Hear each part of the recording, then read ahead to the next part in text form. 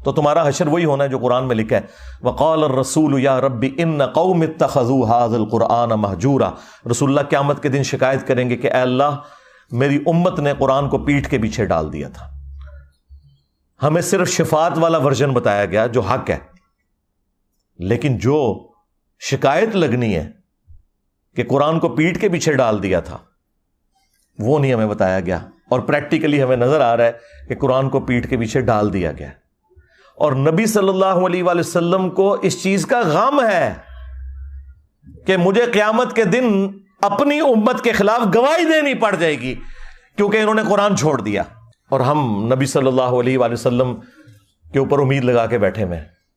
آپ نے تو شکایت کرنی ہے۔ الحمدللہ رب العالمین والصلاة والسلام علی سید الانبیاء والمرسلین، اما بعد فاعوذ باللہ من الشیطان الرجیم، بسم اللہ الرحمن الرحیم۔ شفاعت انبیاء علیہم الصلوات و تسلیمات اور شفاعت اولیاء اللہ کے حوالے سے مرزا جہلمی نے بظاہر تو اقرار کیا لیکن در پردہ انکار کرنے کی کوشش کی ہے، اور اس سلسلہ میں انبیاء علیہم الصلوات و تسلیمات اور اولیاء اللہ کی شفاعت کے حوالے سے مرزا جہلمی نے جو سٹیٹمنٹس اور بیانات دیے ہیں اس میں قرآن مجید فرقان حمید کی آیات اور احادیث میں معنوی تحریف کا ارتکاب بھی کیا، اور اہل سنت و جماعت کے اوپر مرزا جہلمی نے ایک افتراء اور بہتان بھی باندھا ہے۔ سورۃ الفرقان کی آیت نمبر 30 کا حوالہ دیا، سورۃ النساء کی آیت نمبر 41 کا حوالہ دیا، اور صحیح بخاری سے 2 احادیث مرزا جہلمی نے بیان کی، اور اس میں بھی معنوی تحریف کا اس نے ارتکاب کیا، اور اہل سنت و جماعت کے حوالے سے اس نے بہتان یہ لگایا کہ یہ لوگ اپنے بزرگ بابوں کو نبیوں سے بڑھاتے ہیں اور پیغمبروں سے ان کو اونچا لے جاتے ہیں،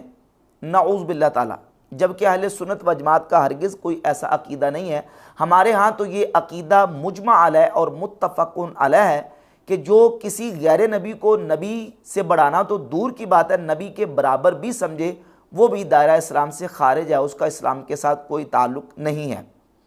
مرزا جہلمی نے جن آیات اور احادیث کا حوالہ دے کے اس میں ایک معنوی تحریف کا ارتکاب کر کے جو سٹیٹمنٹس دی ہیں ان میں سے ایک تو اس نے یہ بیان دیا اور یہ کہا کہ سورۃ الفرقان کی آیت نمبر 30 میں اللہ تعالیٰ ارشاد فرماتا ہے کہ رسول قیامت کو شکایت کریں گے۔ نبی صلی اللہ علیہ وآلہ وسلم کو اس چیز کا غم ہے کہ مجھے قیامت کے دن اپنی امت کے خلاف گواہی دینی پڑ جائے گی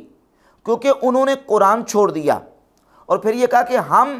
نبی صلی اللہ علیہ وسلم پر امید لگائے بیٹھے ہیں کہ آپ نے تو شکایت کرنی ہے، ہاں یعنی ہم امید لگا کے بیٹھے ہیں حالانکہ نبی علیہ السلام نے اپنی امت کی شکایت کرنی ہے۔ اور ایک اور سٹیٹمنٹ دی اور کہا کہ ہم لوگ کہتے ہیں کہ یا اللہ جو کچھ بھی ہیں تیرے محبوب کی امت سے ہیں، اور محبوب رو رہے ہیں ہماری وجہ سے، ہم تو اس امید سے ہیں نا کہ نبی علیہ السلام نے ہمیں بچانا ہے، اور نبی علیہ السلام اس بات پر رو رہے ہیں کہ مجھے اپنی امت کے خلاف گواہی دینی ہے۔ یہ تو چیز ہی کچھ اور نکل آئی۔ وقال الرسول یا رب ان قوم اتخذوا هذا القرآن مہجورا، اور رسول اللہ شکایت کریں گے کہ میری قوم نے قرآن کو پیٹھ کے پیچھے ڈال دیا تھا۔ اچھا دیکھیں، ہم لوگ یہ کہتے ہیں یا اللہ جو کچھ بھی ہیں تیرے محبوب کی امت سے ہیں، اور محبوب نہ رو رہے ہیں ہماری وجہ سے۔ ہم تو اس امید میں ہیں نا کہ نبی علیہ السلام نے ہمیں بچانا ہے، اور نبی علیہ السلام اس بات پر رو رہے ہیں کہ مجھے اپنی امت کے خلاف گواہی دینی ہے۔ یہ تو چیز ہی کچھ اور نکل آئی۔ اور اس کے علاوہ اس نے ایک اور بیان دیا اور یہ کہا کہ یہ کہتے ہیں یہ کتنے گستاخ ہیں، کہتے ہیں کہ نبی کہیں کہ ہمیں اپنی فکر ہے، اور ان کے بابے اور بزرگ وہ کہہ رہے ہیں کہ میں اس وقت تک جنت وڑنا نہیں جب تک اپنے مریداں نو جنت نہیں لے جاندہ۔ اللہ کا شکر ادا کریں 73 کے آئین میں آپ کو کافر قرار نہیں دیا ہم نے، ادروائز آپ نے کسر کوئی نہیں چھوڑی کہ آپ کو اسلام سے باہر نکالا جائے۔ اس سے بڑی گستاخی کیا ہے پیغمبروں کی؟ یعنی کہ یہ بابوں کو نبیوں سے बड़ा समझते हैं। अच्छा देखें कितने गुस्ताख हैं। दूसरी तरफ अंबिया के बारे में कहते हैं जी सारे नबी कहेंगे आज हमें अपनी फिक्र है, तुम किसी और के पास जाओ।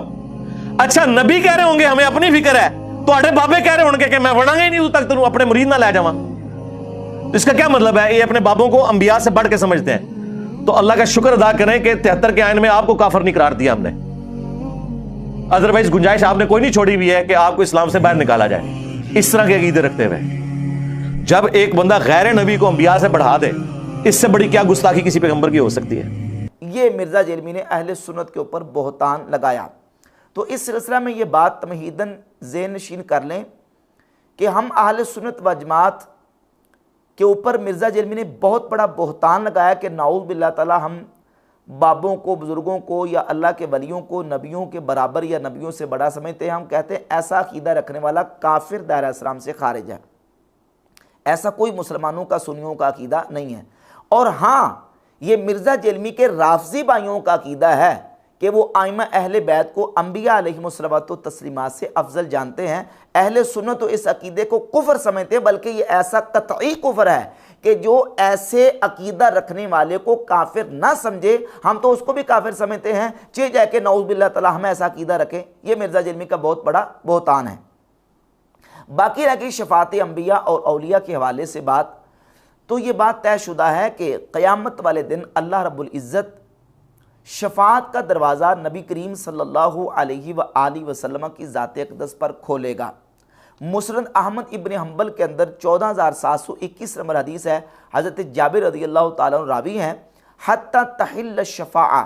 हत्ता कि शफ़ात हलाल होगी, फ़यशफ़ऊन, फिर अंबिया अलैहिमुस्सलातो तस्लीमात और फिर सारी जो अल्लाह के नेक बंदे हैं, महबूब बंदे हैं, औलिया, अंबिया और शुहदा, सिद्दीकीन, वो बाद में शफ़ात करेंगे। सबसे पहले शफ़ात नबी करीम अलैहिस्सलाम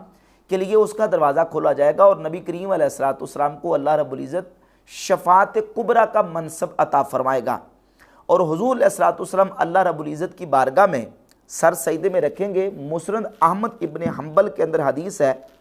हदीस नंबर 15, हज़रत सैयदना अबू बकर सिद्दीक़ रज़ियल्लाहु ताला अन्हु इस हदीस के रावी हैं कि नबी पाक सल्लल्लाहु अलैहि व आलिहि वसल्लम को अल्लाह रब्बुल इज़्ज़त इज़्ज़न देगा, फिर अल्लाह रब्बुल इज़्ज़त की बारगाह में हुजूर अपना सर मुबारक सजदे में रख देंगे। अल्लाह रब्बुल इज़्ज़त फरमाएगा, सही बुखारी के अंदर 335 नंबर और दीगर मकामात पे ये हदीस है कि हुजूर अलैहिस्सलाम एक हफ्ता भर अल्लाह रब्बुल इज़्ज़त की बारगाह में सर सजदे में रखेंगे। फिर अल्लाह रब्बुल इज़्ज़त फरमाएगा, इरफा रासा का सल तोता वशफा तो शफ़ा, ऐ महबूब अपना सर उठाइए, मांगे जो मांगेंगे दिया जाएगा, सवाल करें जो सवाल करेंगे अता किया जाएगा, जिसकी शफ़ात करेंगे कबूल की जाएगी। नबी पाक अलैहिस्सलाम जब अल्लाह की बारगाह में शफ़ात करेंगे, सुम्मा युक़ालू उदउ सिद्दीकीन, फिर कहा जाएगा सिद्दीकीन को बुलाया जाए, फ़यशफ़ऊना, फिर सिद्दीकीन शफ़ात करेंगे। सुम्मा युक़ालू, फिर कहा जाएगा उदउल अंबिया, नबियों को बुलाया जाए, फिर नबी आएंगे, एक नबी आएगा, उसके साथ एक गुरोह होगा, एक नबी ऐसे आएंगे कि उनके साथ 5 लोग होंगे, किसी के साथ 6 अफराद होंगे, और कोई नबी ऐसा होगा कि वलैसा माहू अहदुन, उसके साथ कोई एक फ़र्द भी नहीं होगा। सुम्मा युक़ालु उदउ शुहदा, फिर कहा जाएगा शहीदों को बुलाया जाए, फ़यशफ़ऊना लिमन अरादू, फिर शहीद जिस चीज़ के बारे में इरादा करेंगे, जिस चीज़ के बारे में चाहेंगे, शहीद अल्लाह की बारगाह में उसकी शफ़ात करेंगे। सबसे पहले शफ़ात का इज़्ज़न नबी करीम अलैहिस्सलाम को दिया जाएगा और हुजूर के बाद फिर बाकी अंबिया, शुहदा, फरिश्तों को और शहीदों को और मोमिनीन और सालिहीन को इसका इज़्ज़न दिया जाएगा। अब ये जो हदीस है कि नफ्सा नफ्सी का आलम होगा और हर एक को अपनी फ़िक्र होगी, ये कब होगा? ये तब जब नबी करीम अलैहिस्सलाम अभी शफ़ात नहीं करेंगे, जब अभी हुजूर शफ़ात के मनसब पर फायज होंगे और शफ़ात का दरवाज़ा हुजूर पर नहीं खुलेगा, तो तब ये मामला होगा। जब नबी करीम अलैहिस्सलाम शफ़ात कर चुके होंगे, हुजूर के शफ़ात करने के बाद अंबिया भी शफ़ात करेंगे। मुस्नद अहमद इब्न हंबल की हदीस नंबर 15 का हवाला मैंने दिया, अंबिया भी शफ़ात करेंगे और शहीद भी शफ़ात करेंगे, फरिश्ते भी शफ़ात करेंगे। और सही बुखारी के अंदर हदीस है, हदीस नंबर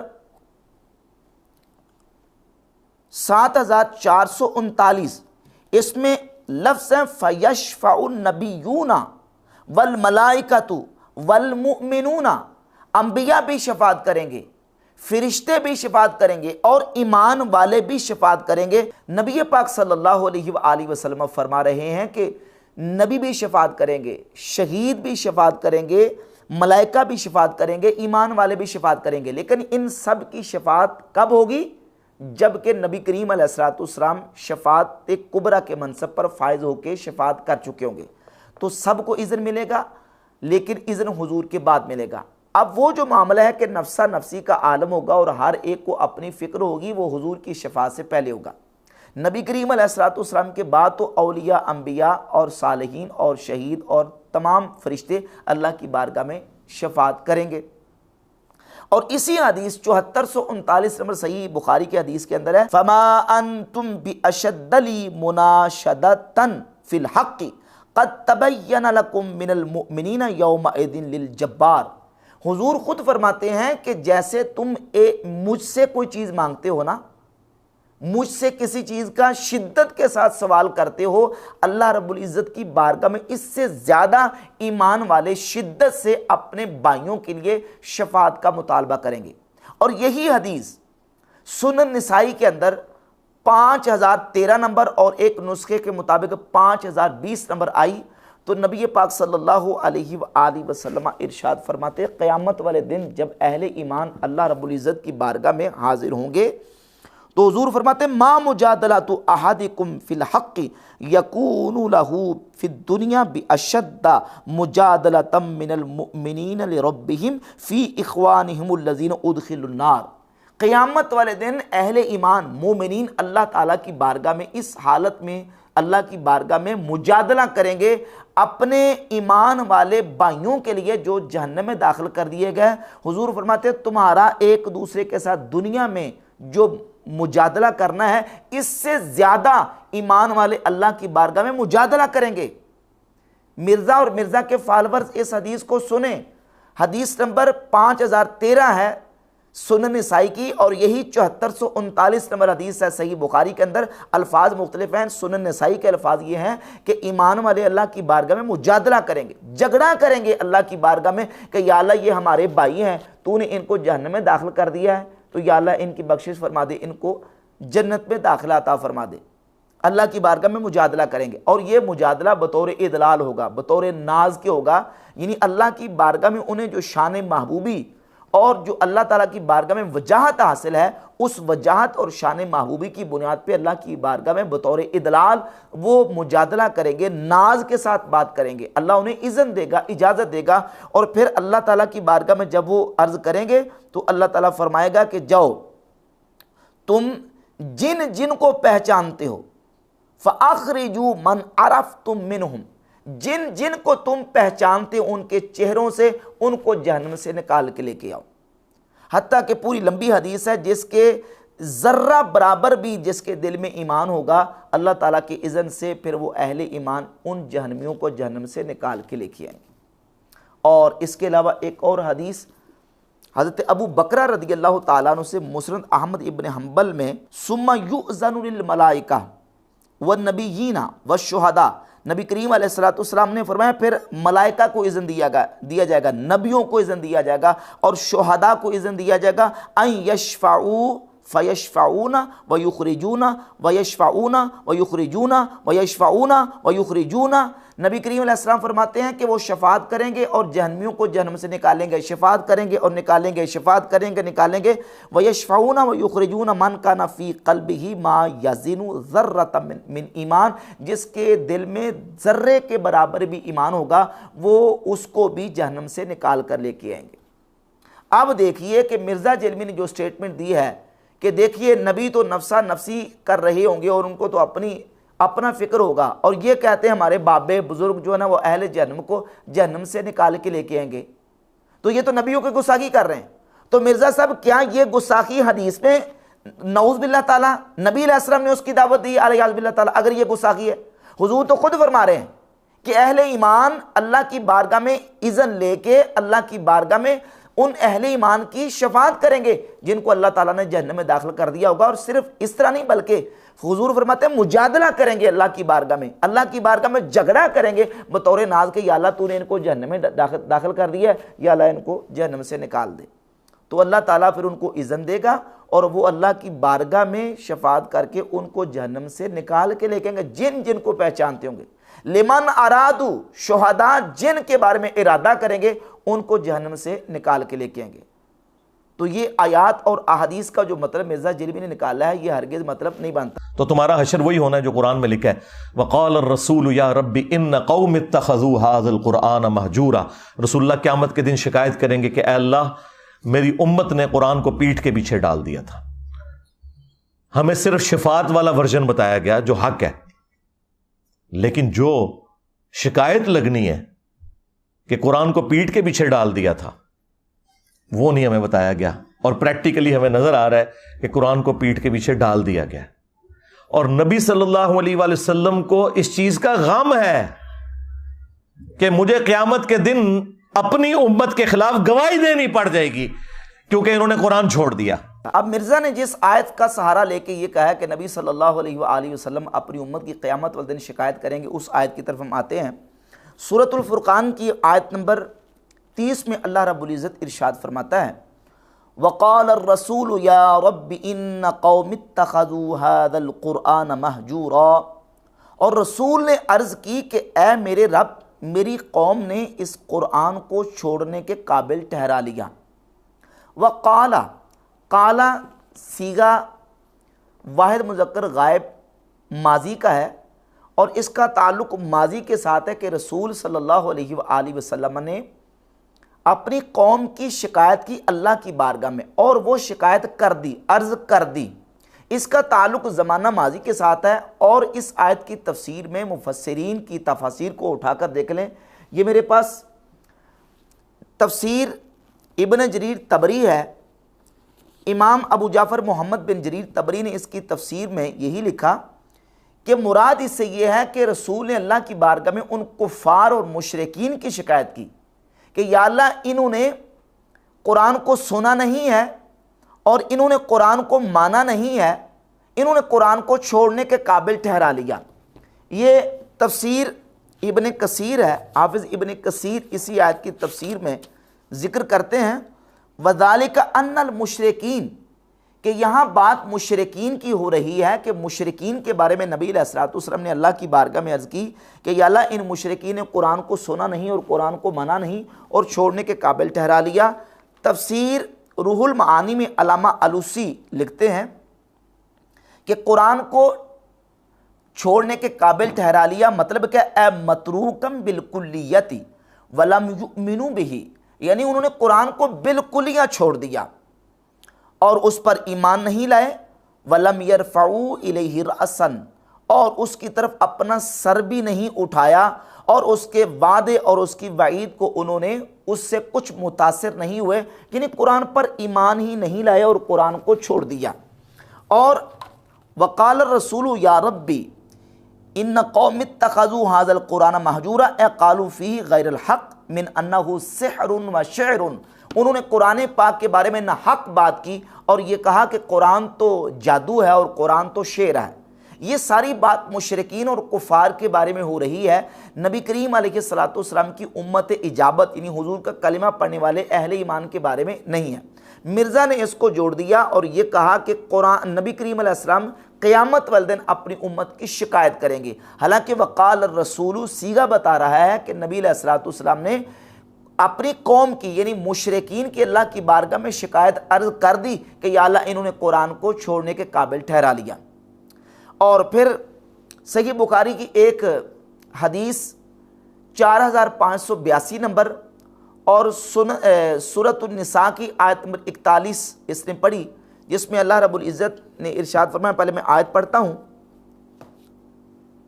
فَكَيْفَ إِذَا جِئْنَا مِن كُلِّ أُمَّةٍ بِشَهِيدٍ وَجِئْنَا بِكَ عَلَىٰ هَٰؤُلَاءِ شَهِيدًا، تو کیسی ہوگی جب ہم ہر امت سے ایک گواہ لائیں اور اے محبوب تمہیں ان سب پر گواہ اور نگہبان بنا کر لائیں۔ یہ آیت سیدنا عبداللہ ابن مسعود رضی اللہ تعالیٰ عنہ نے نبی پاک علیہ الصلوۃ والسلام کی بارگاہ اقدس میں جب تلاوت کی، حضور نے جب ان کو کہا کہ اے ابن مسعود میرے سامنے قرآن کی تلاوت کریں، انہوں نے سورۃ النساء کی آیات تلاوت کی۔ جب اس آیت پر پہنچے، صحیح بخاری کی 4582 نمبر حدیث ہے، تو حضور نے فرمایا امسک، اے ابن مسعود ٹھہر جا، تو نبی کریم علیہ الصلوۃ والسلام کی مبارک آنکھوں سے آنسو جاری تھے۔ یہ حدیث ہے۔ اس حدیث کی بنیاد پہ مرزا جیلمی نے یہ کہا کہ دیکھیں نبی علیہ الصلوۃ والسلام اپنی امت کے خلاف حضور کو شکایت کرنی پڑے گی اور حضور کو گواہی دینی پڑے گی اپنی امت کے خلاف۔ اب ان آیات اور احادیث سے مرزا نے یہ رزلٹ نکالنے کی کوشش کی ہے کہ نبی کریم علیہ الصلوۃ والسلام اپنی امت کے خلاف گواہی دیں گے، اپنی امت کی شکایت کریں گے، جبکہ واضح احادیث موجود ہے کہ نبی علیہ الصلوۃ والسلام اپنی امت کی قیامت والدین شفاعت کریں گے۔ حضور قیامت والدین شفاعت کبریٰ کے منصب پر فائز ہوں گے۔ رسول اللہ صلی اللہ علیہ وآلہ وسلم اپنی امت کے گناہ گاروں تک کی شفاعت کریں گے۔ اور سنن ابی داؤد میں، جامع ترمذی میں، سنن ابن ماجہ میں حدیث ہے، حضور فرماتے ہیں شفاعتی لأہل الکبائر من امتی، میری شفاعت قیامت والدین میری امت کے کبیرہ گناہ والے لوگوں کے لیے ہوگی۔ اور سنن ابن ماجہ میں 4311 نمبر حدیث ہے کہ لوگوں کا یہ گمان اور خیال ہے کہ میری شفاعت متقین کے لیے ہوگی، لا ولکنہا للمذنبین الخطائین المتلوثین، نہیں بلکہ میری شفاعت تو گناہ گاروں کے لیے اور خطائین بہت زیادہ خطا کرنے والوں کے لیے، المتلوثین اور گناہوں میں لتھڑے ہوئے لوگوں کے لیے ہوگی۔ حضور علیہ الصلوۃ والسلام تو یہ واضح فرما رہے ہیں کہ میں قیامت والے دن گناہ گاروں کی، خطا کاروں کی اور گناہوں کے اندر لتھڑے ہوئے جو لوگ ہیں ان کی بھی قیامت والے دن شفاعت کروں گا۔ آپ صلی اللہ علیہ وآلہ وسلم کے بارے میں یہ کہنا کہ حضور اپنی امت کی قیامت والے دن شکایت کریں گے اور امت کے خلاف گواہی دیں گے، احادیث کیا بتا رہی؟ احادیث تو یہ بتا رہی ہیں کہ نبی کریم علیہ الصلوۃ والسلام اپنی امت کی شفاعت کریں گے۔ ہاں، شفاعت کا اذن سب سے پہلے نبی کریم علیہ الصلوۃ والسلام کو دیا جائے گا اور حضور شفاعت کبریٰ کے منصب پہ فائز ہوں گے۔ آپ صلی اللہ علیہ وآلہ وسلم کے بعد پھر انبیاء علیہم الصلوۃ والتسلیمات، صدیقین، شہداء، فرشتوں اور اہل ایمان کو اللہ رب العزت شفاعت کا اذن دے گا، اور اہل ایمان پھر اللہ تعالیٰ کی بارگاہ میں اس انداز سے مومنین کی، اپنے مسلمان بھائیوں کی، اہل ایمان کی شفاعت کریں گے کہ اللہ کی بارگاہ میں مجادلہ کریں گے۔ سنن نسائی کی 5013 نمبر حدیث اور صحیح بخاری کی 7439 نمبر حدیث کے مضمون کے مطابق حضور خود فرماتے ہیں کہ جس طرح تم مجھ سے سوال کرتے ہو، اس سے زیادہ شدت کے ساتھ اہل ایمان اللہ کی بارگاہ میں اپنے مومن بھائیوں کے لیے سوال کریں گے شفاعت کا، اور اللہ کی بارگاہ میں مجادلہ کریں گے۔ سنن نسائی کی 5013 نمبر حدیث کے مطابق مجادلہ کریں گے کہ یا اللہ ہمارے یہ بھائی، ان کو تو نے جہنم میں داخل کر دیا ہے، تو ان کو یا اللہ ان کی بخشش فرما دے، ان کو جہنم سے نکال دے۔ تو اللہ تعالیٰ فرمائے گا کہ جاؤ، جن جن کو تم پہچانتے ہو ان کو پہچان کے تو جہنم سے نکال کے لے آؤ۔ جب شہداء کو اذن دیا جائے گا تو شہداء پھر شفاعت کریں گے۔ مسند احمد ابن حنبل کی حدیث کے مطابق لمن ارادو، جس کے بارے میں وہ چاہیں گے ان کی شفاعت کر کے ان کو جہنم سے نکال کے لے کے آئیں گے۔ اس سلسلے میں مرزا جیلمی نے صحیح بخاری سے ایک اور حدیث بھی بیان کی 3073 نمبر کہ نبی کریم صلی اللہ علیہ وآلہ وسلم نے فرمایا کہ تم اس حالت میں قیامت والے دن میرے پاس نہ آنا، لا الفین احدکم یوم القیامت علی رقبتہ شاۃ لہا ثغاء، کہ میں تمہیں قیامت والے دن کسی کو اس حالت میں نہ پاؤں کہ تم میں سے کسی کی گردن پر ایک بکری ہو اور وہ بکری چیخ رہی ہو، اور اس حالت میں تم نہ ہو کہ تم میں سے کسی کی گردن پر گھوڑا ہو اور وہ گھوڑا چیخ رہا ہو، اور تم میں سے کوئی شخص یہ کہے یا رسول اللہ اغثنی، اے اللہ کے رسول میری مدد فرمائیں، فاقول لا املک لک شیئا، اور میں کہوں کہ میں تمہارے لیے مالک نہیں ہوں کسی شے کا، تو تم اس حالت میں میرے پاس نہ آنا۔ تو اس سے رزلٹ یہ نکالا کہ دیکھو نبی صلی اللہ علیہ وآلہ وسلم تو یہ بیان کر رہے ہیں کہ تم اس حالت میں میرے پاس نہ آنا، یعنی میں تمہارے قیامت والے دن کسی کام نہیں آ سکوں گا، یہ رزلٹ نکالنے کی کوشش کر رہا ہے، جبکہ اس حدیث سے یہ رزلٹ نہیں نکلتا۔ اگر اس حدیث سے یہ رزلٹ نکلتا ہے تو صحیح بخاری ہی کی 1475 نمبر حدیث کے اندر خود نبی کریم علیہ الصلوۃ والسلام فرماتے ہیں کہ ساری مخلوق خدا اکٹھی ہوگی، کذالک استغاثوا بآدم، استغاثہ یستغیث، استغاثہ سے ہی اغثنی کا صیغہ ہے، اغثنی امر کا صیغہ ہے، یا رسول اللہ میری فریاد کو پہنچی ہے۔ حضور اس میں یہ فرما رہے ہیں 1475 میں کہ استغاثوا بآدم، پھر ساری مخلوق آدم علیہ السلام سے فریاد کرے گی، استغاثہ کرے گی، پھر موسیٰ علیہ السلام سے استغاثہ کرے گی، ثم بمحمد صلی اللہ علیہ وآلہ وسلم، پھر محمد صلی اللہ علیہ وآلہ وسلم سے استغاثہ کریں گے۔ جب نبی کریم علیہ السلام سے آ کے استغاثہ کریں گے، حضور کی بارگاہ میں فریاد کریں گے، تو رسول اللہ صلی اللہ علیہ وسلم کیا فرماتے ہیں؟ حضور فرماتے ہیں کہ پھر جب مجھ سے استغاثہ کریں گے فَيَشْفَعُ لِيُقْضَى بَيْنَ الْخَلْقِ فَيَمْشِي حَتَّى يَأْخُذَ بِحَلْقَةِ الْبَابِ فَيَوْمَئِذٍ يَبْعَثُهُ اللَّهُ مَقَامًا مَحْمُودًا۔ اللہ تعالیٰ حضور علیہ السلام کو مقام محمود پہ کھڑا کرے گا، حضور دروازے کا پھر جو ہے وہ حلقہ پکڑ لیں گے جنت کے دروازے کا، اور نبی کریم علیہ السلام شفاعت کبریٰ کے منصب پر مامور ہوں گے، اور حضور مخلوق کی شفاعت کریں گے۔ جب مخلوق حضور کی بارگاہ میں استغاثہ کرے گی تو اس استغاثے کے بدلے میں، اس فریاد کے بدلے میں حضور ان کی فریاد کو پہنچیں گے اور نبی کریم علیہ السلام ان کی شفاعت کریں گے۔ حضور تو خود فرمانے کہ جب ساری مخلوق میرے پاس اکٹھی ہو گیا گی، میں ان کی شفاعت کروں گا، میں ان کی فریاد کو پہنچوں گا۔ اب یہ جو حدیث ہے 3073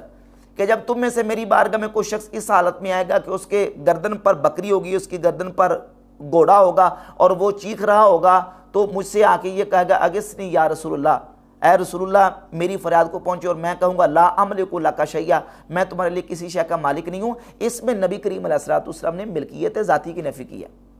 ملکیت ذاتی کی ایک تو نفی کی ہے، اور دوسرا اس بات کی نفی کی ہے کہ تم اس حالت میں میرے پاس نہ آنا۔ لیکن اگر جب گناہگار حضور کی بارگاہ میں قیامت والے دن آئیں گے تو وہ گناہ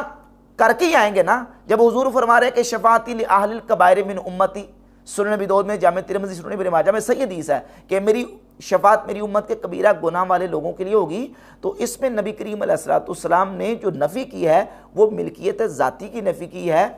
جو اذن حضور کو اللہ رب العزت دے گا اس کی نفی نہیں کی، اور وہ اذن اللہ تعالیٰ نبی علیہ السلام کو دے گا، جو کہ 1475 نمبر حدیث کے اندر موجود ہے کہ ساری مخلوق حضور سے استغاثہ کرے گی اور حضور سے کہیں گے کہ یا رسول اللہ ہماری مدد کیجیے، اور حضور ان کی مدد کریں گے اور ان کی فریاد کو پہنچ کے حضور ان کی شفاعت فرمائیں گے۔ ان احادیث سے نبی علیہ السلام کی شفاعت کی نفی نہیں ہوتی، جو کہ مرزا جیلمی نے در پردہ